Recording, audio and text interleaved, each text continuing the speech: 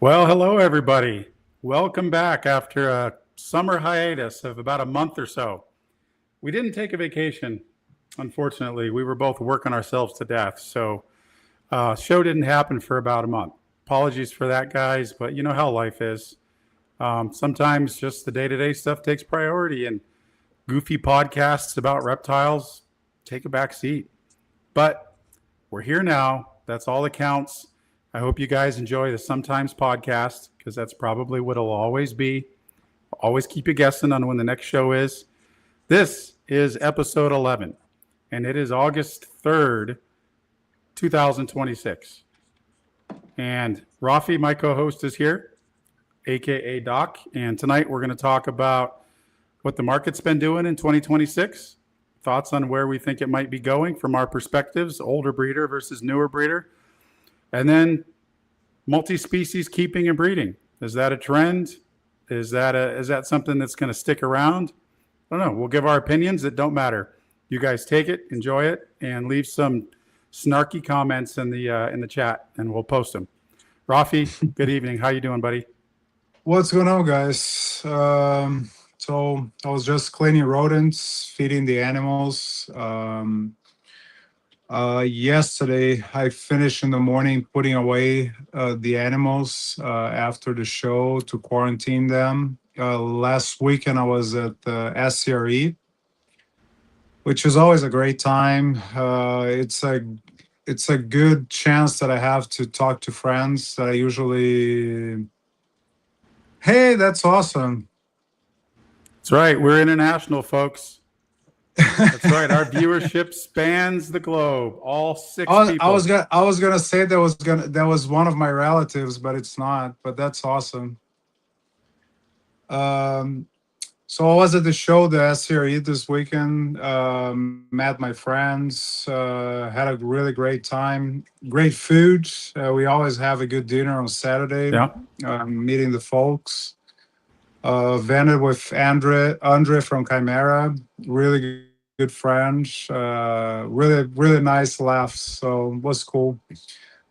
But yesterday, as you guys know, with my ADHD, I love talking to people, but talking the entire time, just greeting people and everything and answering questions can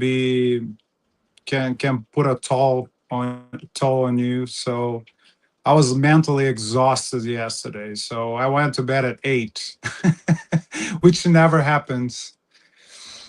But there was a really good turnaround of people. We had thousands of people coming through the door. Yeah. But one thing that I might comment that I noticed, I didn't see a lot of people carrying like deli cups or pet people, right? We always had the breeder. Hey, what's up, Holly? Holly, how's it going? They're always the breeder buying. Some people did great, but as far as pet quality animals, I haven't seen. I haven't seen much.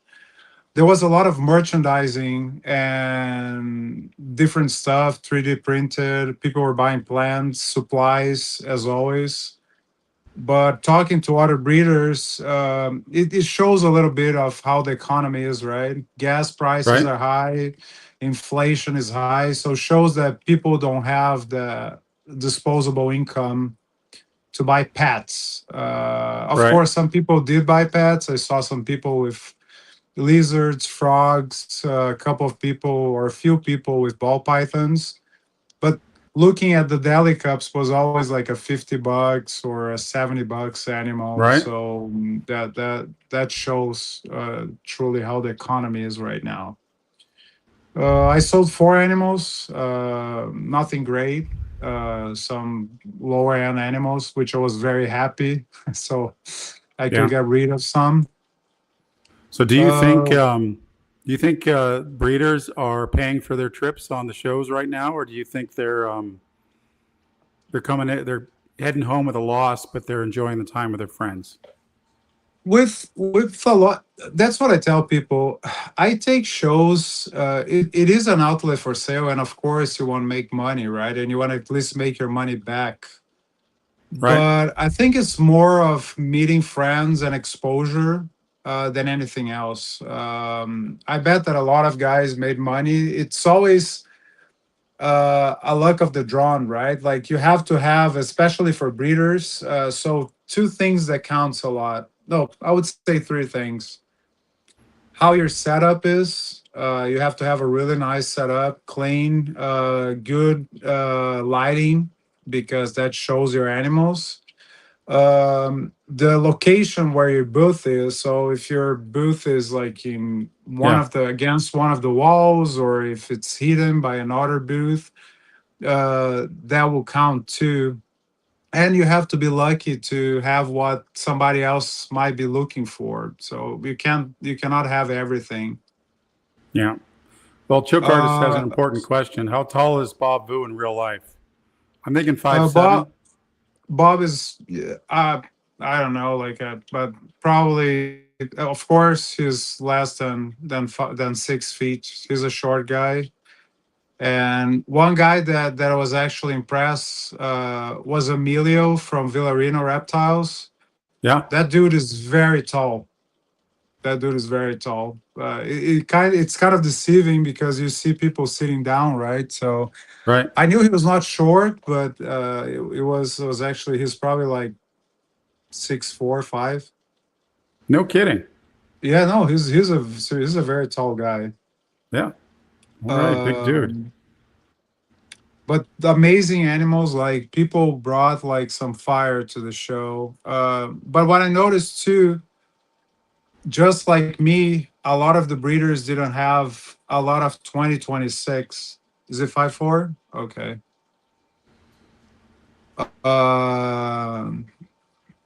A So lot what do of the you? So what breeders, they had older stock that they were trying to move. they had some, but the problem is, for example, I'm having a late season. I could not bring one hatchling from 2026, one, because they were either not ready, and I would not never bring an animal that is not fully established, or I'm waiting for shed testing, which Right. I haven't sent the sheds yet because they haven't had their second shed.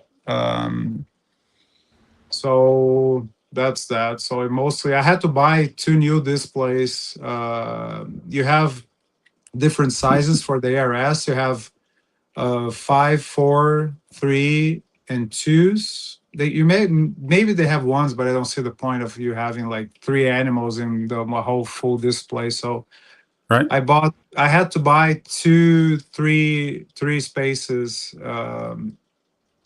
displays, so I could display my animals, because I had animals like from 500 up to 900 grams. I didn't have anything like smaller than that, which would be great for somebody that was looking for what was selling. But So I was going to ask you the sales that you made, were they pet level or were they intermediate or they were what? not even, I wouldn't even say pet level. I sold most of the animals that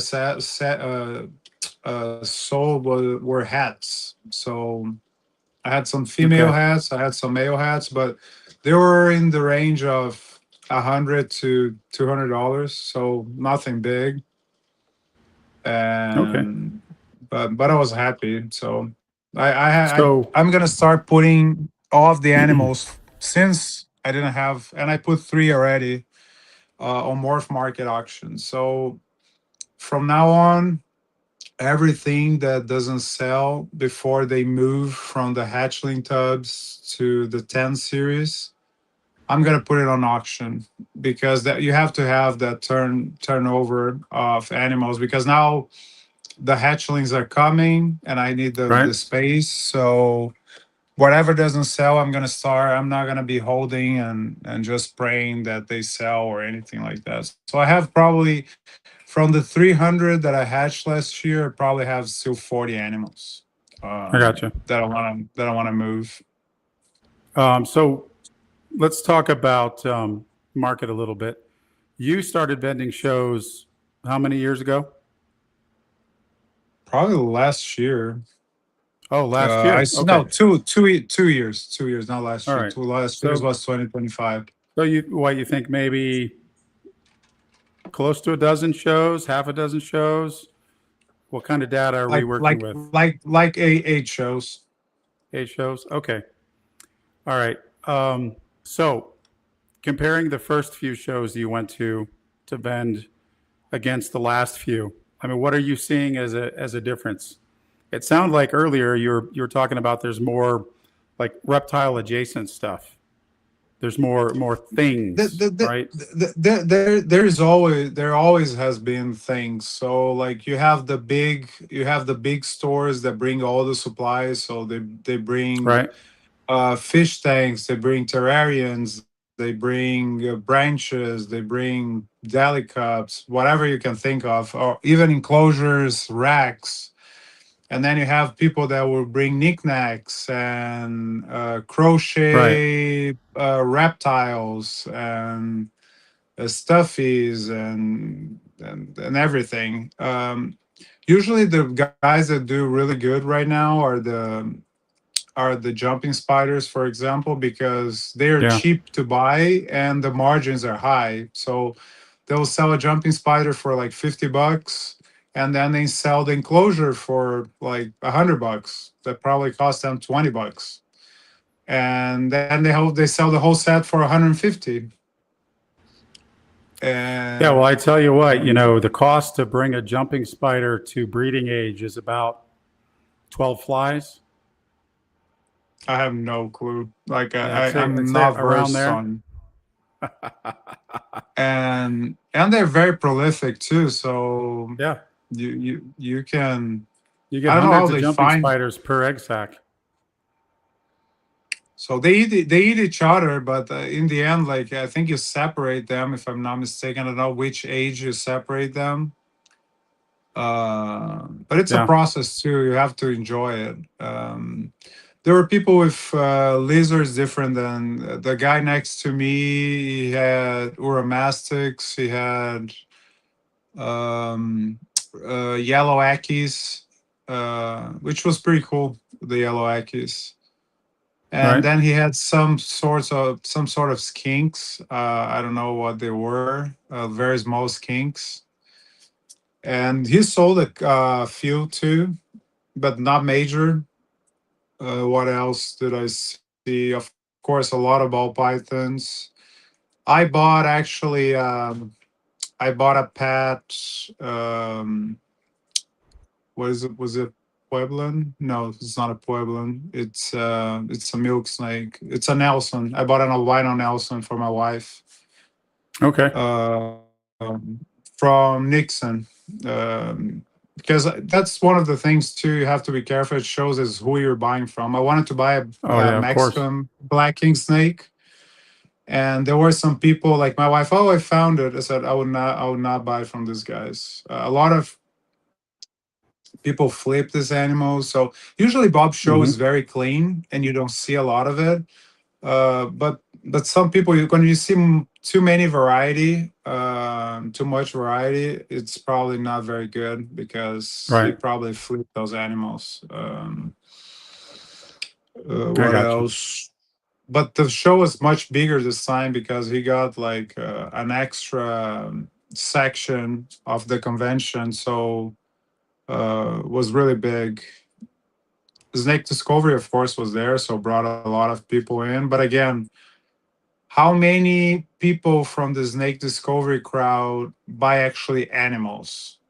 They are there to meet and greet. They're there to buy merch from them, and they're there to buy things. So kids' toys and Yeah, stuffies and that and I would say that business relationship is different, right? You're paying them to come to the show versus them paying to go.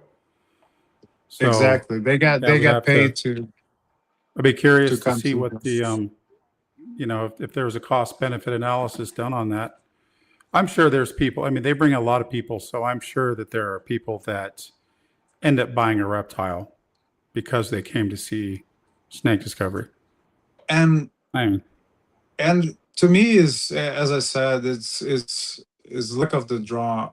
For example, I brought some like nice animals, and people were like pointing out to the animals like, oh, this is, you have like, some people would say, oh, you have the most like diverse display that I've seen so far in the show, because I had, for example, banana, black pastel, hypo, het clown. Like that thing is purple with orange. I brought banana hypo clown. I brought a black pastel hypo clown.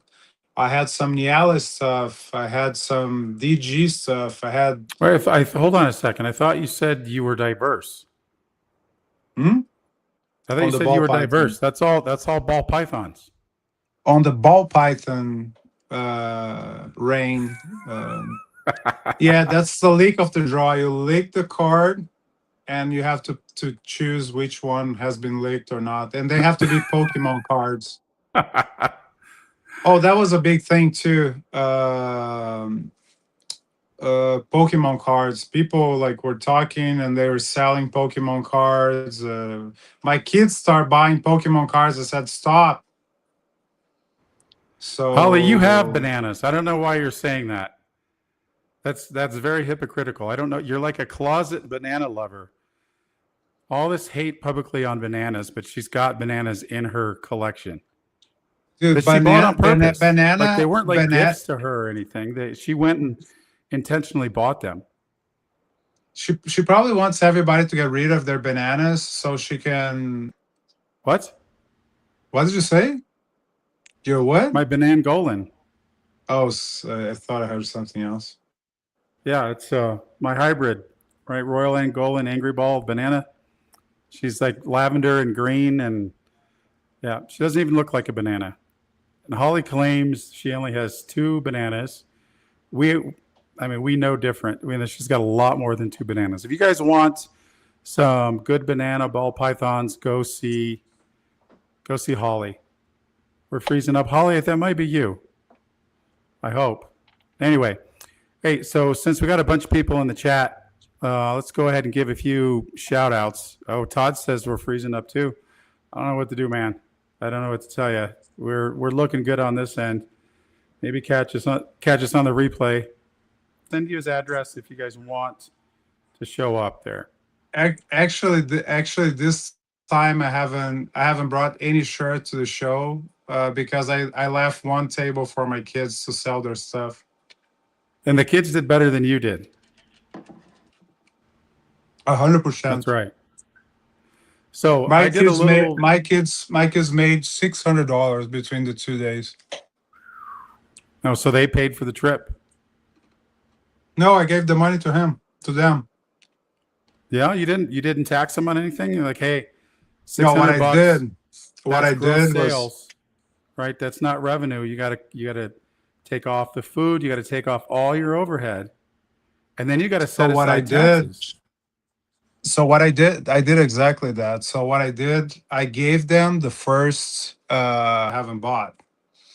And one thing that I'm learning too is, what I used to do is buy all the t-shirts and start putting the graphics on it. And then people want different colors and stuff, and I don't have, because now I'm keeping all the see. Now I what I'm do. doing I is have two XLs. Rafi, do you have two XLs? See, yeah, I misjudge the number of people that wants, like, most of what I have is L and XL, so I have to buy a bunch of double XL and 3 and 4s. I might just send you Because a a lot of, T-shirt, Rafi. and then there's like, what chat? Like, I didn't even know there was a thing. He said, what's it like? It's like for tall people. Like it has to be. Is it double XL what? How do they call it when it's like big and tall? XLT. XLT, is that what it is?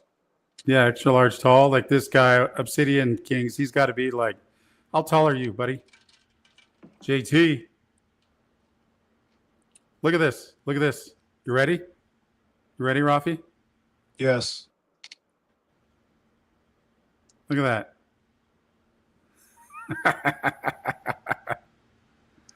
Yeah, but he Make up shit. Right? Just give me citable sources. Don't make anything up to make me feel better. Chat GPT, by the way, is a lot worse. They do that. It does that a lot more often than Grok does. Chat GPT will straight up lie to you to make you feel good. It's like you're on a date or something. no. ChatGPT. Let me just cut you very quick. So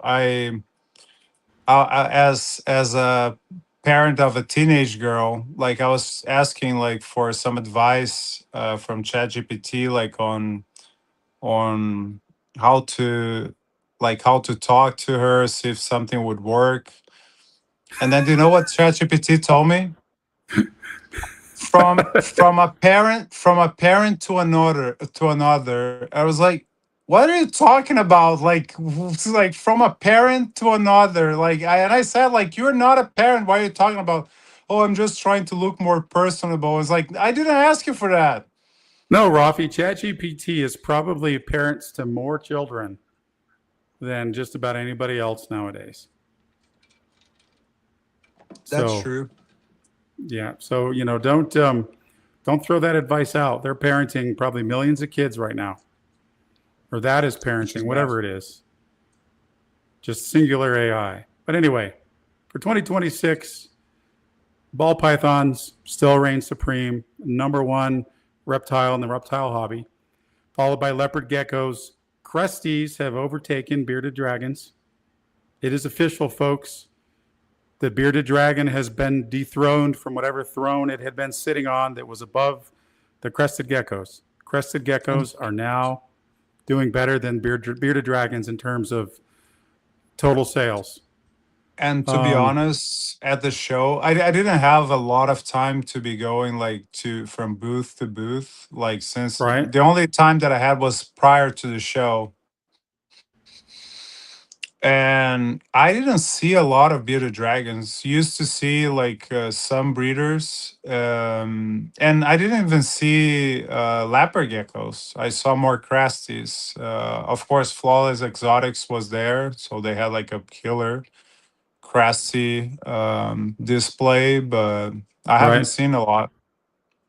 I think you'll probably see variations depending on the show that you attend, right? So, like for example, like you went to Sear. I mean, if there are a lot of cresty breeders that are closer to Sear, you might see a lot of cresties there versus bearded dragons. Oh, for You sure, there know, were if people you're that drove 15 hours to be there at Sear. wow, 15. Yeah, I would probably. I clocked it once. I think I was around a day. I think I was around 20 something hours from Idaho to Georgia. No, for I'll have you, to you look would it up have to again. ship. You would have to ship animals and then fly Yeah. because it's not worth it. Yeah, either that or Get a buy a really friend. sweet RV. Yeah, it has to be really sweet. Yeah. And Actually, then Billy from Rice Reptiles, they bought a really nice RV, and they parked at the parking lot and they slept in there. But it's like probably a 35 footer. yeah, I mean, why Really wouldn't you? nice. If you got something like that, might as well save a little bit on the hotel room and then pack some food out. Of course, you probably have to vend for about 15 years to make up the cost on the RV. But dude, it honestly it beats being in a hotel. I mean, we've got a tow behind, and I would rather take that somewhere than go stay at a hotel anywhere. Yeah, Which sure. I can't really explain why, because it's not nearly as comfortable. But whatever. Um, but anyway, to get back to some of the statistics here, so we're still seeing healthy growth in the reptile industry. According to what survey is this?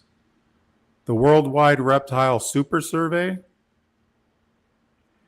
35% of all reptiles kept in the world are ball pythons, followed by leopard geckos, 26%, cresties at 24%. However, there are strong regional variations, right? Corn snakes are very, very popular in the UK. Ownership overall is still going up. We're still seeing market growth of around 5%, which 5 to 7% has been, last time I checked, has been kind of the standard outside of COVID, where it was like 20% in 20 and 21, something like that. And then in 2024 was the only year in the last, I think, 25 years that we saw any kind of a market retraction. And that was like a 4% retraction in the market. I think it was the adjustment from Yeah. COVID. Yeah. And according to AI, we're still going through an adjustment from COVID. A lot of breeders are still moving out, shifting focus into other species. And I think as far as specific trends go, in 2026, you saw a big uptake in like the bio, what is it called? The live, shit, I lost my train of thought. Bioactive terrariums, vivariums are becoming a lot more popular. So all of I the, saw a seller of bioactive. They actually had like a really nice setup with like waterfalls and stuff. It's neat. yeah. Yeah, so that in and of itself, outside of the reptile, is becoming a big hobby. A lot of people are getting into it, and there's a lot of people on the social media pages, YouTube, Instagram, whatnot, that are posting that stuff. And so a lot of the newer, according to the newer, younger breeders are a lot more focused on building those types of enclosures for their pets. On the flip side, Freedom Breeder and ARS are getting some competition.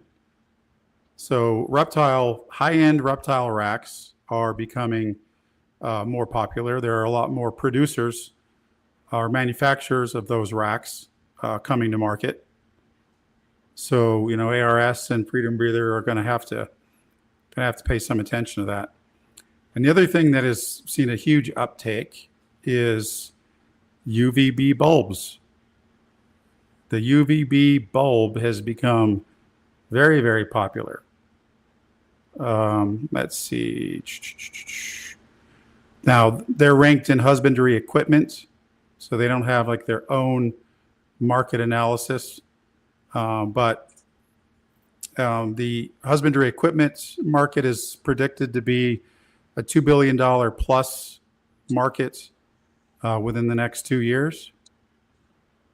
It's just under $1 billion right now. Think about that. It's doubling 24 months, according to AI. We'll see.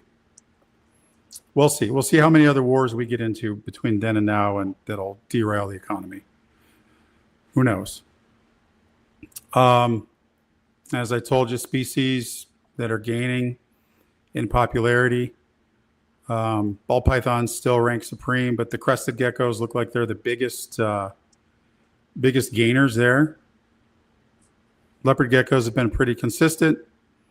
Bearded dragons starting to drop off a little bit. Some other species that are gaining momentum, the blue-tongued skinks. Apparently, they've got quite the personality and they're very interactive. I wouldn't know. Yeah, Indigo snakes 100%. and green tree pythons are moving up in the ranks of popularity. So, yes, there's a lot of stuff going on. Where do berms land in your alleged statistics? They're not in there. They didn't show up.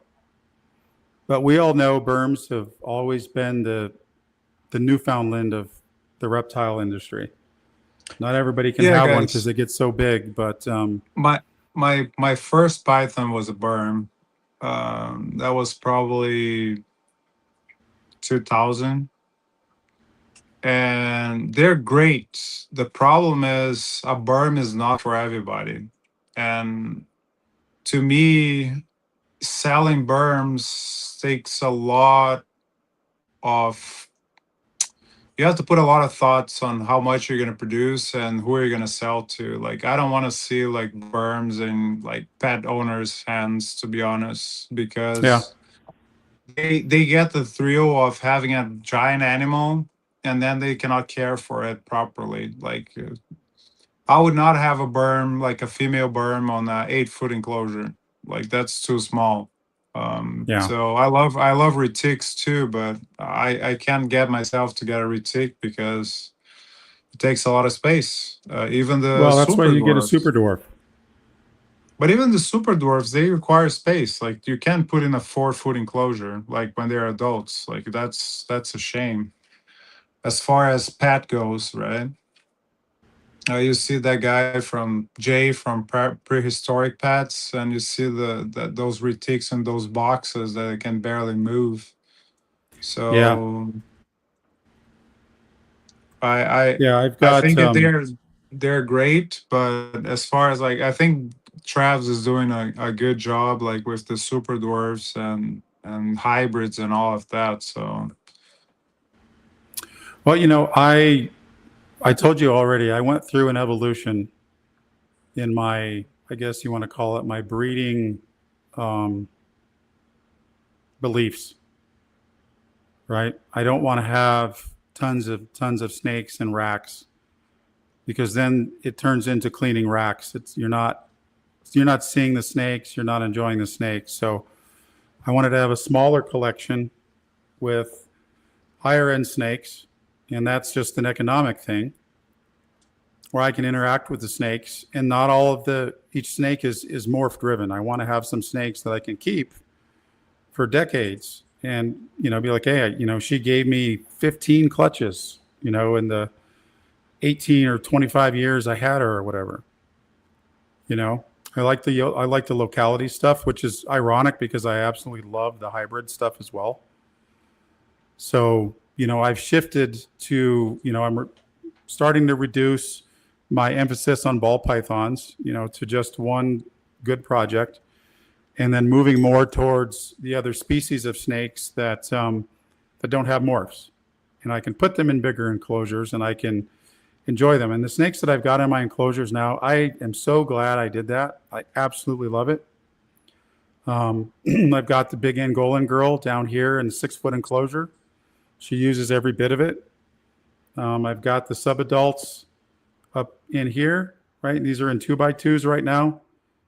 And they'll stay in there probably for another year, and then they'll go to a 4, and then the females will move to 6 foot enclosures, and I've got some Sanzinia that I'm going to keep. We'll see how they do. I mean, they get pretty big, they're a 7 foot snake, but they're fairly sedentary.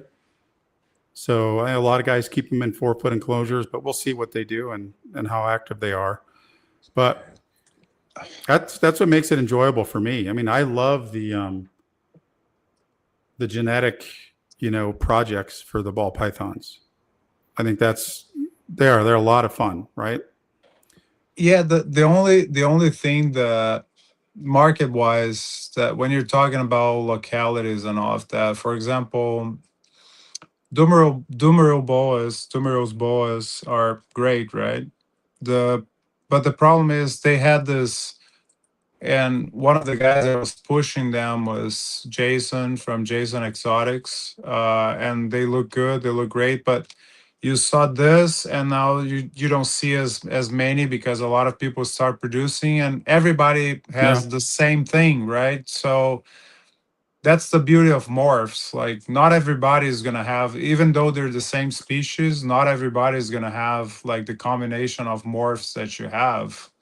And back in the day when I started breeding, as early as '99, corn snakes were the ball pythons back then. Like, you had Right. all the morphs and you have all the mix of, you add this and you add that, and then you breed like a corn snake to another, and you don't even know what to expect because there are hidden hats in there.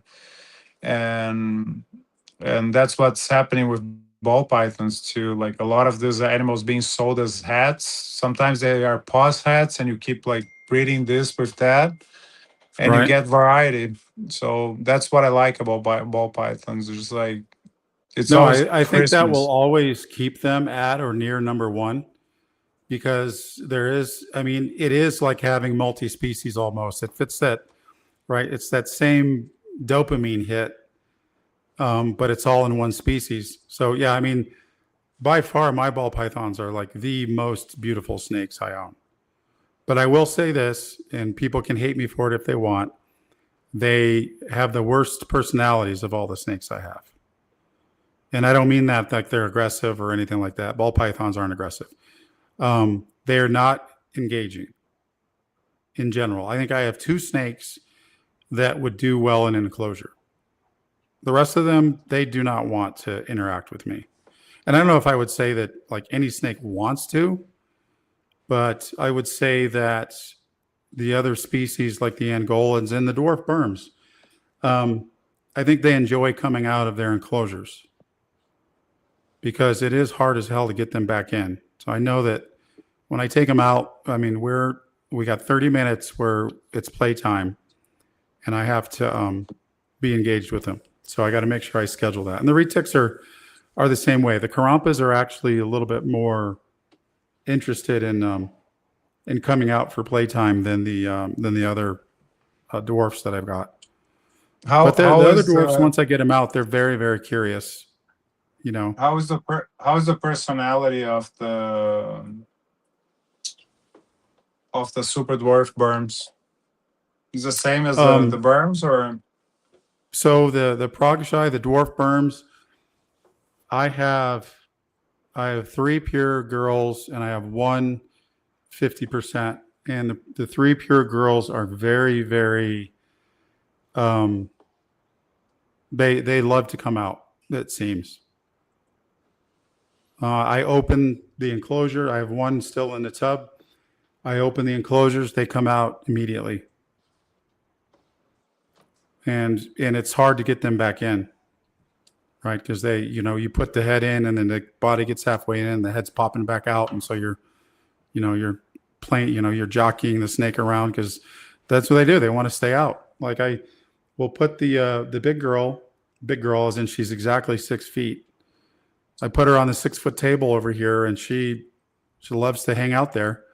And I'll open up her enclosure because she'll surf a lot. A lot of guys will say, oh, we'll just feed them. Well, I could feed her every day and she'll still surf the glass. So I pop it open and she'll sit there half out and she'll sit there for a couple hours while I'm working, just hanging out. And then she's 5, you said? She's 4 years old. So 6 feet long, 4 years old. Super, super sweet personality. My other two are trending the same exact way. So as far as that goes, man, them and the Angolans and the hybrids, the Royal Angolans, the same way. I mean, the Royal Angolans act the same way. It's like they took like the more docile nature of the ball python and kept the really inquisitive nature of the Angolan. The Angolans are pretty docile, in and of themselves. Some people claim that they're, they're more hissy and stuff like that. And they do hiss more than the balls do. But I mean, I think that like, if you want to talk about choice-led interaction, you get a Angolan python. You open the door, they will come out of the cage. Unless they're in shed, then you stay the hell away from them. Obsidian, are you talking about morphs for balls or for the other species that Travis is carrying? So he asked this question a while ago and we didn't get to it. So I think he was talking about ball pythons. One of the things that I had read, and this, I mean, I see this a little bit, is kind of a refinement of the market where the new combinations are going to slow down a little bit, but you're going to see a lot more breeding for quality of specific genes. And so to think about that is Chris Hernan with his OD stuff, Ozzy with the OD stuff. So I think that'll pick up some. That's something that I'm interested in is finding a really nice combination with tri-stripe and refining that over time. and seeing how nice I can make that. So, what do you think, Doc? You've been in it longer than me. It's hard if you're talking about new morphs or trends. Today's trend, yesterday trend is not today's trend, and today's trend is not Yeah, tomorrow's trend. So you have to work with the morphs that you like and the combinations that you like, and be as diverse as you can as far as morphs, right? You can have 50% of your collection being lesser or being even spot nose, because you can do spot nose to spot nose, right. or focus on what you like, see the recessives that you like, and work a few recessives. Like I told Travis the other day, I almost uh bought a tri-stripe, and and he's like, oh, why would you say that? Why didn't you buy it? So because I don't have room to work another recessive, Yeah. and No, I understand. I mean, recessives. you've got your focus. You know, I mean, you make really nice snakes. I've got a couple of them. You know, so and I'm going to put tri-stripe in them. That's you know, I love the labyrinth Burmese python, and it would be awesome to get that into a dwarf, but you know, I don't have the time and the space to do that. I think there's some challenges with the labyrinth gene in and of itself that would lend to making that a little bit more difficult. So you know, I'm getting my fix with tri-stripe. So I like tri-stripe, and that's the reason why I almost bought it, and I said thank God that I didn't, because it's just another recessive. And then it imagine creating, like, you want to do double recessives. Let's say that I want to do tri-stripe monarch.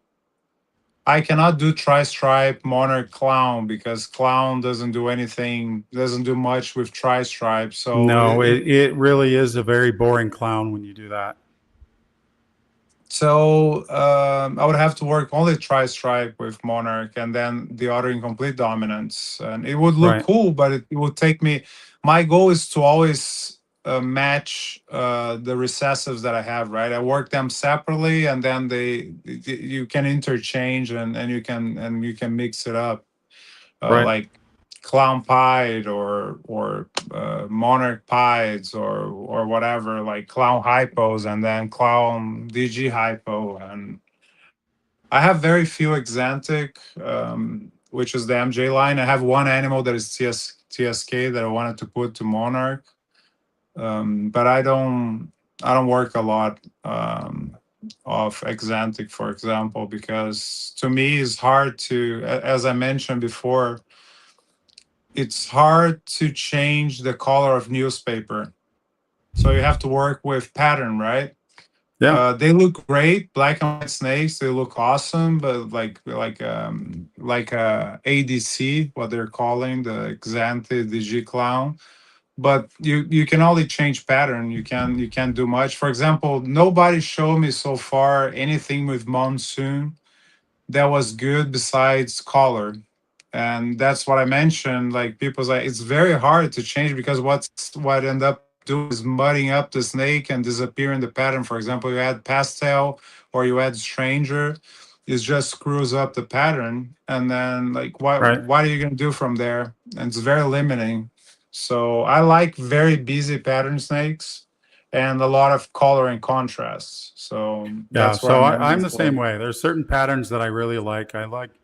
I love totally getting rid of the alien heads and You making it look do? completely different. And I like the thick bands, right? So I'm not a big fan of monsoon.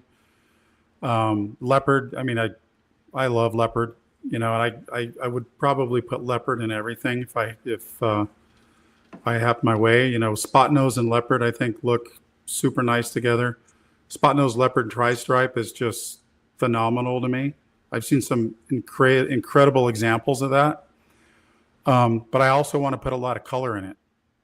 When you look at a lot of the tri-stripes, they're basically, they'll have some OD or some yellow belly, but you don't see a lot of other things in them. So I want to really, and I know that, a lot of the other genes will affect pattern as well. So I'm very curious to see what a ODYB fire combination would look like in tri-stripe with leopard and confusion. I mean, we can't go too crazy, right? Because then we won't know what's in it. But pick a couple recessives outside of the tri-stripe and a couple incomplete dominants, and I think it would look pretty sweet. Yeah, But to Todd's point, his mentioning dry marcon. I had dry marcon back in, was it 2003, 2002. I had a yellow. I had a blacktail in Brazil. Drimarcon corais. I don't know how to pronounce in English, but I feel sorry. He was 8 feet. So the problem that I have is like with this like fast moving snakes, I like to have space for them. Like to me to enjoy, I would have to make like huge enclosure with a bunch of branches. And I was looking for a snake to eat other snakes when you have like a deformed snake that is born, or like dead snake or anything. I would like to be able to recycle those animals instead of just tossing them, right? right, But I don't have the space. That's why I was looking for a Mexican black king snake. I love the Dream Archon. I think they look awesome. They look fierce. I like the way that they move, like the variety of food that you can give them. But I don't know if your case is the same, Trav. Like if you would you consider a Dream Archon or? yeah. I mean, the Eastern Indigo has been one of my favorite snakes since I was a kid. So if I were to get something like that, I'd have to do a little bit more research, but it's a toss up between the Eastern Indigo and the Japanese king rat snake. I think the king rat snakes, all of them, I think those things just look insane. I mean, they look just like a king cobra, and they're big Yeah, they. snakes. I really like the really big colubrids. The only thing that I have pause on is just the cleanup. I know with the faster metabolism and the way they process things that they're a lot messier, and so that's something I'd have to be okay with. But no, I've always loved the Eastern Indigos, and so that's definitely maybe one day we'll see. I'm trying to keep it Python specific. Aside from the Sanzinia, so I can't stretch out too much, and that kind of brings us in a little bit more directly into our next topic: is multi-species breeding for a business, right? Not necessarily to be a business you live off of, but to at least have some sort of profit over expense. So, what are your thoughts on it first, Rafi? I think it's always great if you have variety, right? Like in Yeah, in anything that you're selling, um, because you're not gonna appeal to everybody yeah, with one product. Let's put it this way. Um, you don't see a bakery only selling bread, right? They have cake, they have cookies, they have. So like, if you only sell bread and one type, like I said, I only sell French bread because my French bread is the best. For a while, you're gonna sell because it's the best, but then you're gonna lose all those customers that are coming from different things, right? So they will have coffee, they have. So the same thing goes for you mean they animals, want different morphs, but not only morphs. But that's why I'm not saying sourdough and French bread. I'm saying cookies and cakes and other right? pastries. So that those are not other morphs, right? So if somebody comes to your table and they see that you have ball pythons and you have boas and then you have some colubrids, it helps sale. Yeah, But I would say that people, to be honest, people that breed, let's say that you have like somebody that breeds ball python, they're interested in buying ball pythons. Do you think they're gonna go to to the table that has all ball pythons, or you just gonna go to the guy that has 5 ball pythons, 5 king snakes, 5 milk snakes, and geckos? Like, it doesn't look good to have too many on a display. Too for pet people, yes. For other Yeah. breeders, you want to go to the more specialized guy, right? So having too many in a show sometimes is not the best thing, right?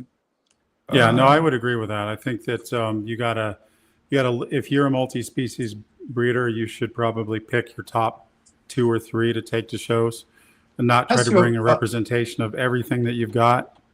unless you have, like, for example, I only breed colubrids, and then you have like milk snakes and corn snakes and dream Yeah. archon, and then that makes sense because you are a colubrid breeder. So you can But get away with all that stuff with colubrids. mhm.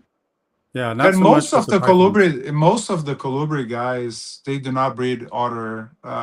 They don't breed only one type of colubrid. They breed like multiple species. Yeah, yeah, Because just like any other, like, it's an addiction, right? And then you see blue beauties, and then you see milk snakes and corn snakes and different types yeah, of rat snakes too. So if I was breeding colubrids, I would have multiple species. I would not go into the hog noses. I would probably go into the other colubrids.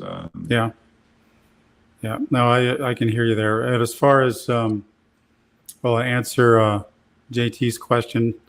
When can we expect clutches from the dwarf? Well, that depends on the kind of clutch.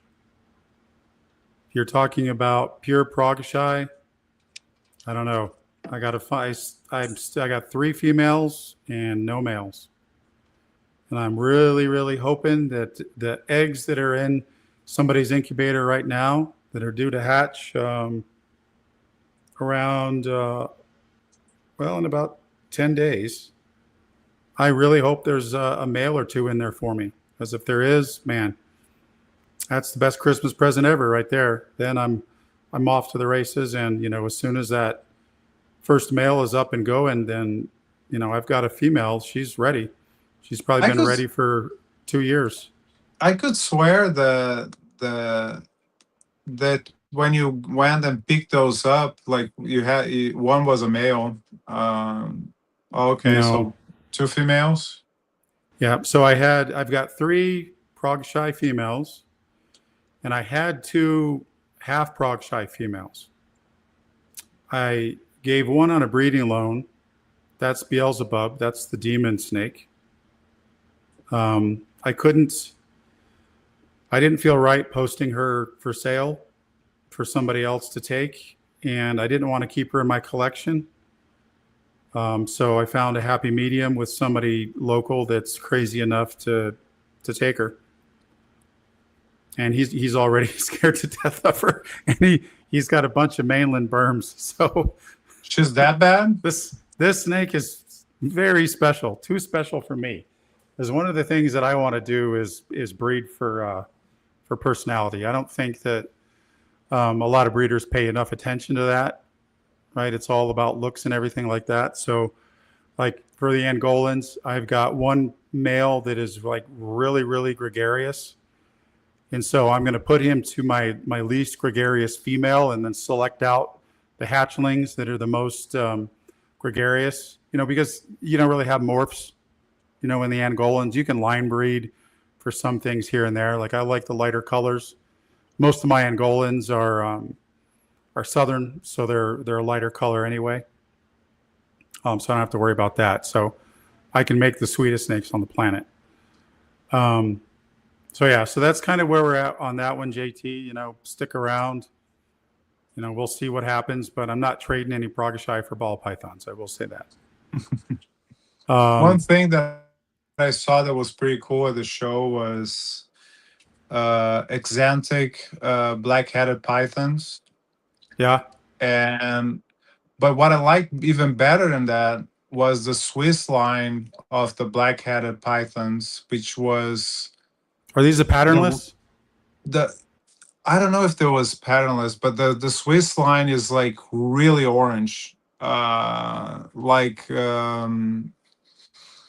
very black head, and then you have like the pattern, like instead of like that yellowish brownish, was like really orange, really high contrast. Those animals were, and they were not like super expensive. They were like 2,700, and the normals were like 17. So Right. considering that they're expensive already, I would save the money and buy the Swiss line because it looked much better. Yeah. I hear you.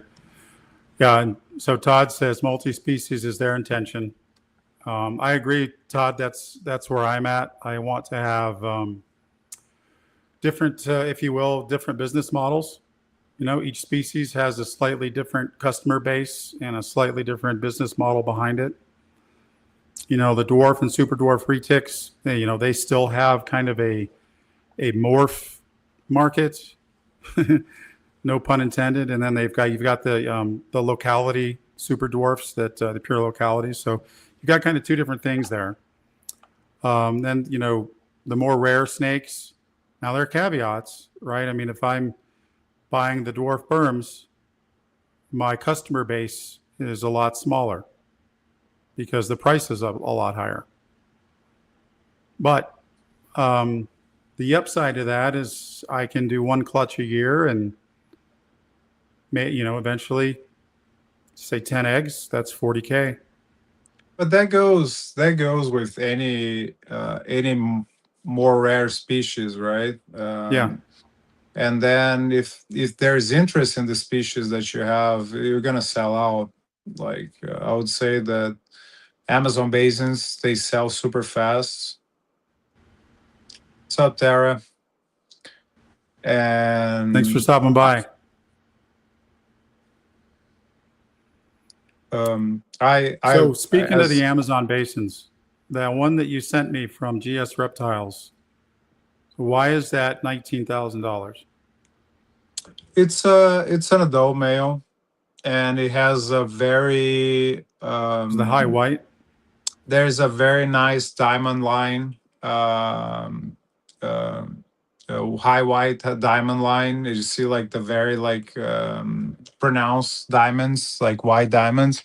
But it's always depend on what you want, right? That the Amazon basins are line bred, so you have the dark background with the strike white stripe, and then the males, the males, the individuals, when they get old, they're almost like black, and then they have like the white stripe, and then you have like the really clean green and the white Right? stripe. So it all depends on what you want. But the more, usually the more white and the darker, the more expensive they are, because the dark background gives that contrast of the white and the. I don't like as much the dark stuff, but I like the pronounced white lines. So when they have like the thick barbed wire lines is Yeah. what I like. I don't like too much too. Like Ed Marino makes some awesome Amazon basins, but he has some that it looks like somebody like spray painted white on the back. I think that's too much to my taste. Right. But people like them, so you have to appeal. The good thing is when you're line breeding, when you get like a really nice male, it's gonna pass some of that to the females. Like if you can have like average looking females, and the Hmm. offspring is going to be much better than the mom, right? So that's something to consider. Having a high end male is it's a good thing when you're inline breeding. So for the Amazon basins, we can still import those, right? So no, are they Amazon ESA or basins, what's the issue with the? Amazon basins are imported in probably trucks and boats because they come from Brazil. You cannot. They come from the Amazon, so you cannot import them, and most of them come from Brazil. Like the majority of the So does Brazil Amazon have an babies. export restriction, or is there an import There is restriction that? no export from Brazil. So every Amazon basin that is in the U.S. today was smuggled in. Just like the Mm, super fire, I remember like the super fire boa. I was in Brazil when it was found, and I was like commenting with my friends, like, "Oh, look, they found like a white boa." And I told one of my friends, I said, "I bet you everything that I have, which was not a lot back then. I was too young. That snake is gonna show up in the U.S." It's like, no, because they it's in a zoo and it's like it's well protected, it's secured. Show up here. So money talks, right? Like we're gonna see yeah, that. Unfortunately, we're gonna see that in the Kings and Monsters or whatever it is, the name of the show that they're gonna come up with. It's gonna yeah. What show is that? some of Monsters that. of God. Yeah, like So King what's of your take on that? Monsters, Godzilla, whatever it is, Yeah. So you've got the same people that did Tiger King. Tiger King and Chimp Crazy, which made those people look absolutely They're gonna do the just, same because what they want to bring is they never show the good side of it, right? Even yeah, though they can follow you for like months, they're gonna find the flaws, and that's what sells to people, right? yeah, Because that's how they do it. And they're gonna show the smuggling and like well, how it was, and they're not gonna portray people in a good way. And I think, especially for the venomous people, it's not gonna look good.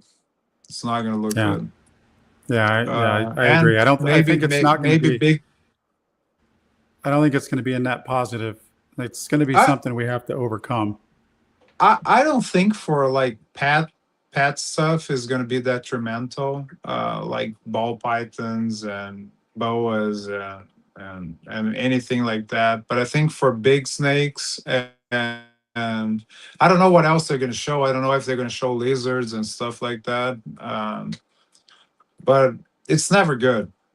Like it's never Yeah, good. Like for the tiger people was really bad for them after that, yeah, because on top of that the all the illegal things that they were doing, you had that crazy character that was, what was the name, Joe Exotic, that didn't help the situation, right? And Chimp Crazy was the same thing. So Joe Exotic's music though was great. He care had some really care good songs. oh yeah, for sure.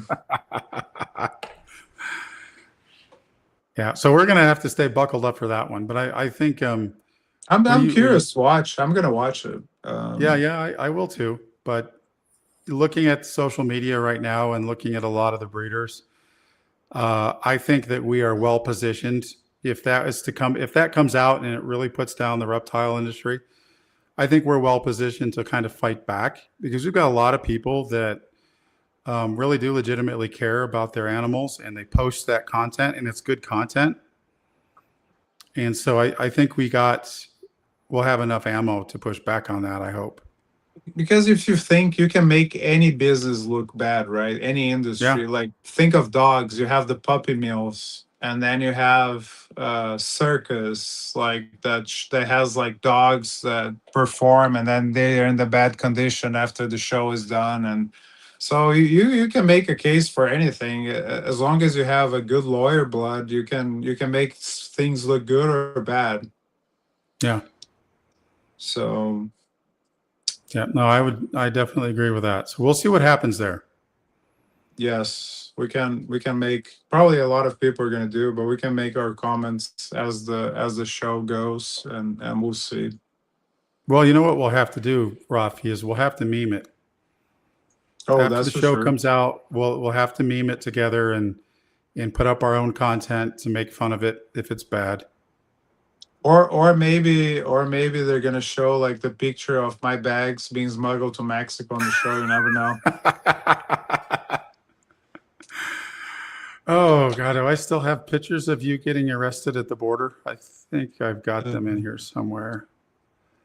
So let's see. That was you before. That was you were smuggling. You were in the middle of smuggling Yeah, on exactly. that one. That was That was, and that this one is when you got caught.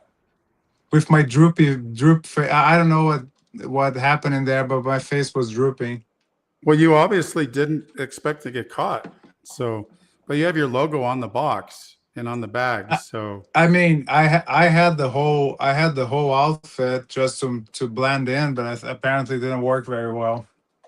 yeah. And then after you got caught, you didn't really talk to anybody about what they made you do. So they made you dress up as Bugs Bunny. I told you you have to wear that saying "What's up, Doc." I'm the Doc. I'm not the Bugs Bunny. Yeah. And then your partner got arrested also, but we didn't talk about him too much. That was this guy. Awesome logo. Short dead as balls. That's one of the things I love about the ball python community is some of the gangster names are just just hilarious. Holding balls, balls of fire, balls of Grandpa's fury, balls. grandpa's balls. Yeah, all the um, By the way, do not Google search Grandpa's balls. You might not like what you find. no. My name even it probably still throws a lot of people off. Python Susie. What? Python Susie? Thought that was a woman. Nope, just an old dude. So, well, Rafi, Cool I think guys. we might be coming to a close on the show here. No, we are. I still have to. I was feeding, so I have to check all the tubs and I have to feed all the rodents. So Yeah, I got to do some rodent checks tonight after the show. Well, everybody, we had a good turnout tonight. I think we had 14 viewers at one point. That's 10 more viewers than our average. Not bad for having a show that only comes on sometimes. So appreciate everybody coming by. And I would like to say that Rafi and I get our act together and do the show on a regular basis. But I'm not going to say that. We both have ADHD and we both work a lot. So we're going to do the show when we can. And that's the best we can do.